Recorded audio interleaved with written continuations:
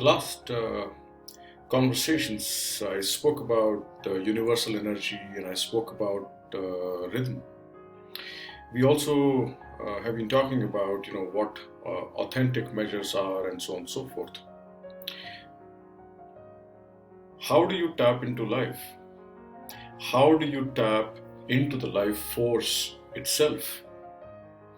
In the Eastern thinking and the philosophy, we believe that the life force is feminine. There is, of course, the school of thought which talks about the consciousness being masculine. How do we as human beings interface between the two aspects of our lives? At a very physiological aspect, on a physiological basis, we do it through breathing. I've often talked about tap into life. The tap stands for the anchor practice. It is important that we look at what is it that keeps us grounded. Many a times we tend to look at a person, a singular factor. It could be a material asset and other areas, but the real grounding happens at a physical level with your practices. What you are today is not a function of just your thinking, it's a function of how you worked on yourself over a period of time.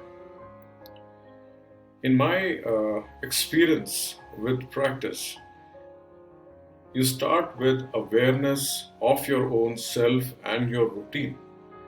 If you have to make a physical change, there is an autopilot that runs the neural networks that get formed in our mind, which talk about as to I'm like this. So if I'm like this can define who you are today, if you were to change that dialogue to I'm like, uh, you know, give it a different name.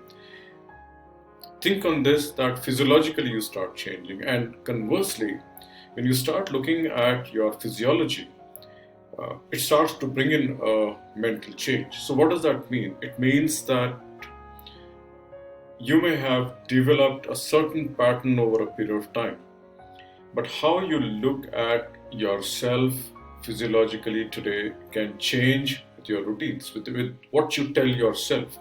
And that is a start, what I call the anchor practice routines, if you may. But anchor practice is where you find your center.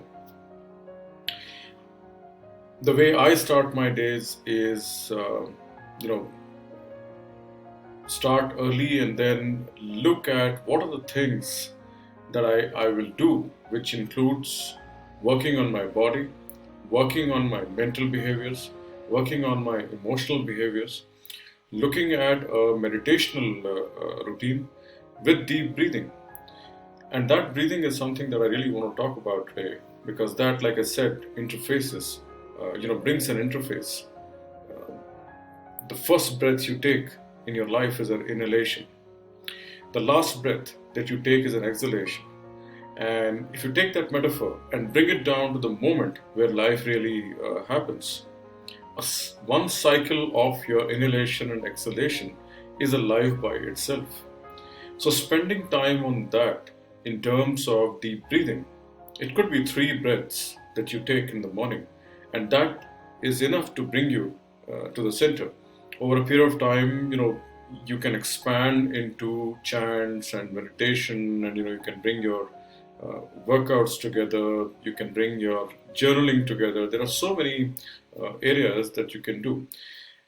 But a 3-minute routine in which you take 3 to 4 to 5 deep breaths to calm your mind, because a calm mind is an anchor, and that's really where it starts, isn't it?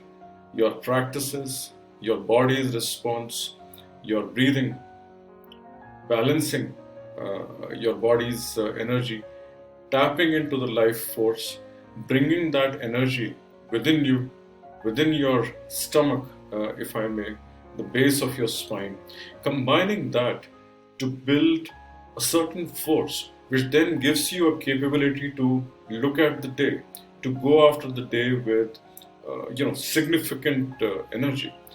So I would argue that your routine in the morning, whenever you start your day, I'm not saying everybody has to start their day at 4 a.m. or 5 a.m. or 6 a.m., right? I will not go with that. Whatever time you're starting your day, think of bringing together practices